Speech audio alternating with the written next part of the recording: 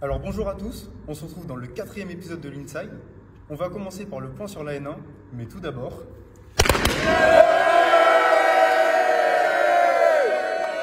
Allez, c'est parti pour le point sur la Nationale 1 et aujourd'hui on va commencer à faire le point sur la poule A, également dominée par l'équipe de Quimper qui n'a concédé que 2 défaites jusqu'à là, mais face à des concurrents directs, Lorient et Chaland sont dauphins au classement. Défaites qui compteront sûrement lors de la seconde phase. Quimper qui domine cette poule avec un écart moyen de victoire de plus de 10 points par match.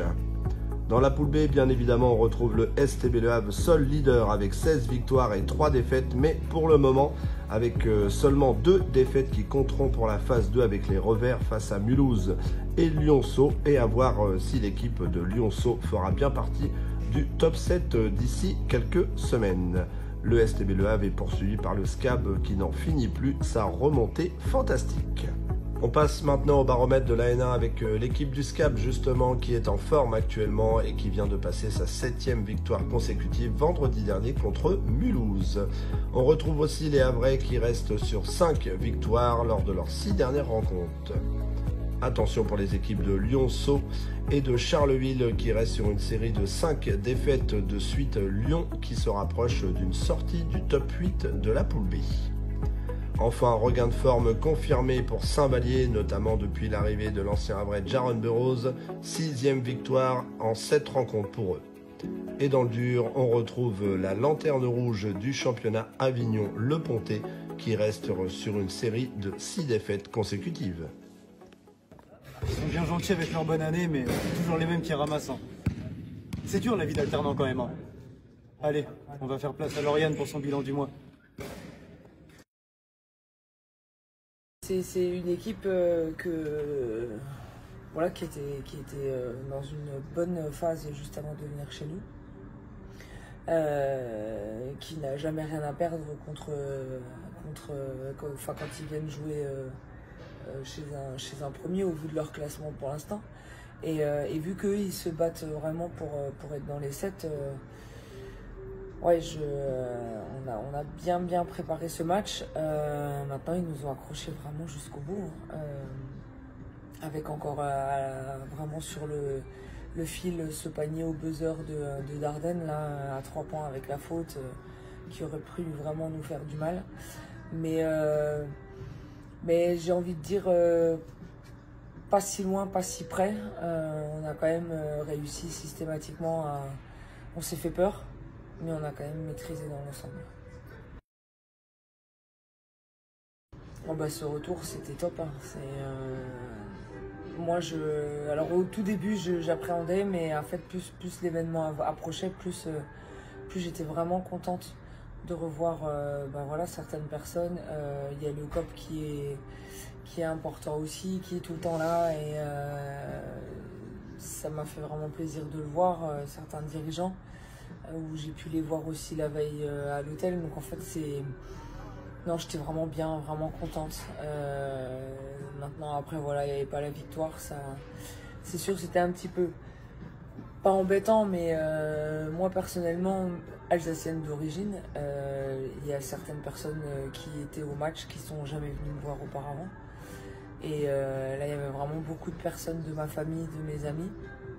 Et en fait, l'événement, la soirée était bien. Elle aurait pu être parfaite avec une victoire. Maintenant, après, au vu de l'effectif avec lequel on est parti, on savait que ça allait être compliqué. Mulhouse à domicile, c'est quand même difficile. Donc voilà, c'est une défaite c'est sûr à 100% qu'on va l'emmener en deuxième phase. Maintenant, ça aurait été trop beau de partir avec 0 défaite. Et c'est pas encore fini, donc voilà, c'est mérité pour Mulhouse. Nous, c'est comme ça. Si on avait été au complet, ça aurait été différent. Saint-Vallier, c'est une équipe que voilà, et je l'avais dit au début, hein, c'est une équipe qui n'avait rien à faire là où elle était au début de la saison, et là elle est vraiment en train de remonter. Et pour moi, ils vont vraiment faire partie des 7. C'est une équipe qui a mis du temps un peu à se mettre en route. voilà, l'alchimie entre les anciens joueurs expérimentés et les nouveaux, elle n'était pas encore là. Il fallait un petit peu de temps et maintenant ils sont en roue libre, quoi. Et l'arrivée de Burrows a vraiment beaucoup changé. C'est un attaquant hors pair quand tu vois l'âge qu'il a, et là, il nous a vraiment découpé chez nous. Il a fait ce qu'il voulait, c'était incroyable. Et voilà, là où moi ma satisfaction, c'est que on a réussi. Nous, on avait deux cibles, et ces deux joueurs-là, on a vraiment réussi à les ficeler. On leur a pas laissé de tir facile, ils n'ont pas scoré comme ils voulaient. Donc, et à l'image de la dernière action, où Kiss arrête bien Ferguson, que ce soit Ferguson ou que ce soit Bouko, c'est deux joueurs qui sont capables de faire vraiment péter le scoring à n'importe quel moment. Là, il met encore 26 points sur cette dernière journée. Ferguson, c'est vraiment deux joueurs hors pair offensivement, et eux deux, au moins, on a réussi à faire ce qu'on voulait. Maintenant, voilà, il y en a un autre qui est sorti de sa boîte, même s'il ne sort pas de sa boîte parce qu'il a une telle expérience et on sait que c'est un joueur qui est vraiment très très très très bon. Donc moi je trouve que le scénario il est top. Il est top parce que je pense que ça a fait un déclic aussi cette dernière possession où voilà, on prend un énième rebond offensif sur la tête. On sait que depuis le début de la saison on galère vraiment avec ça. Et je pense qu'il y a une prise de conscience un petit peu autre.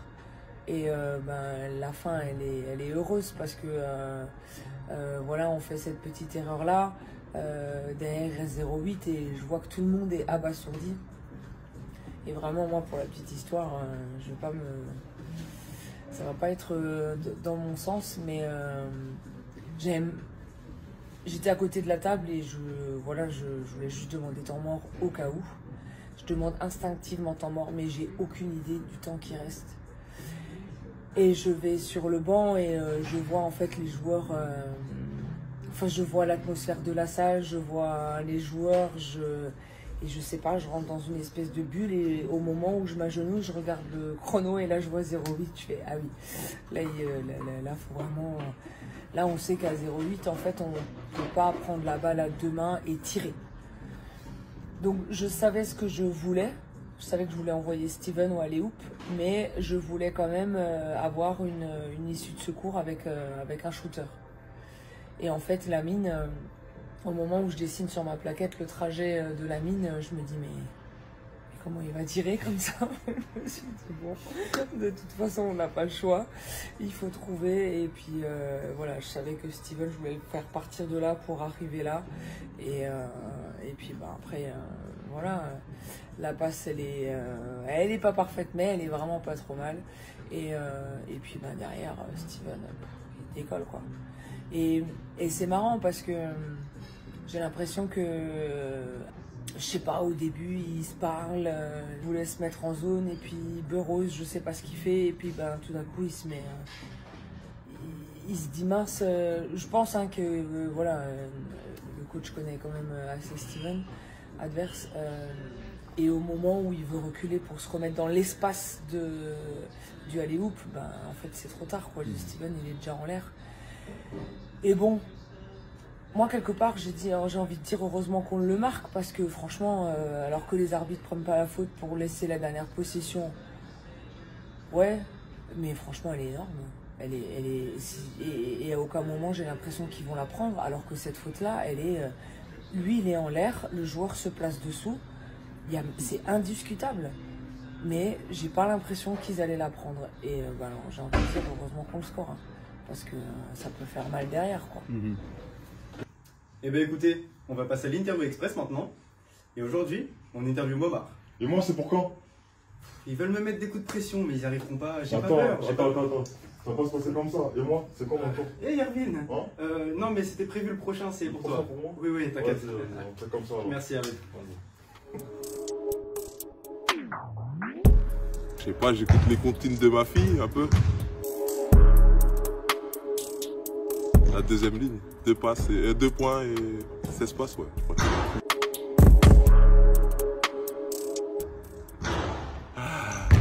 Ah, je dirais... non, Omar Sy quand même, Omar Sy, parce qu'il a fait premier homme noir avec César, les trucs comme ça, intouchable, ouais. C'est plus marquant quand même. Ah, elle est pas mal la plage du Havre. Vas-y, je vais dire la plage du Havre, j'ai vu plus souvent quand même. On va panier de la gagne quand même. Panier de la gagne. C'est moi. J'ai oublié de dire mon nom.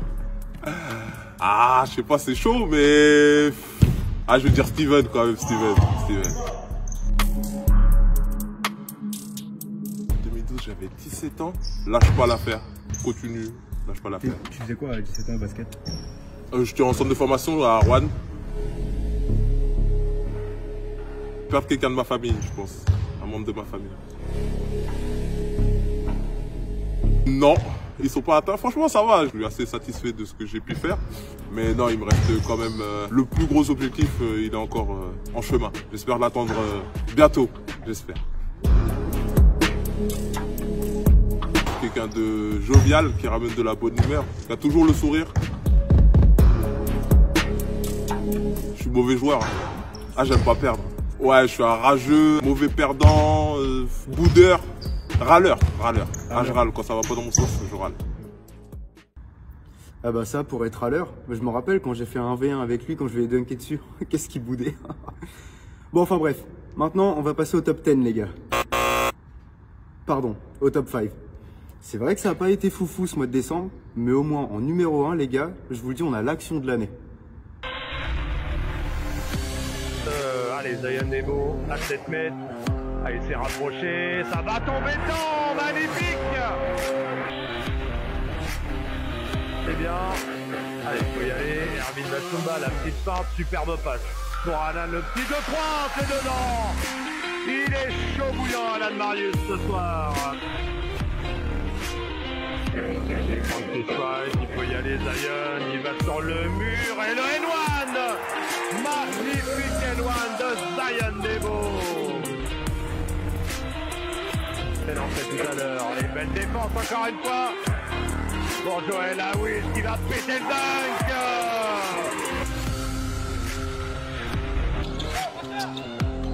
Et la claque est dedans. C'est dedans. Incroyable bonne match. Le panier, la lutte de Steven Caillol. Incroyable ce panier.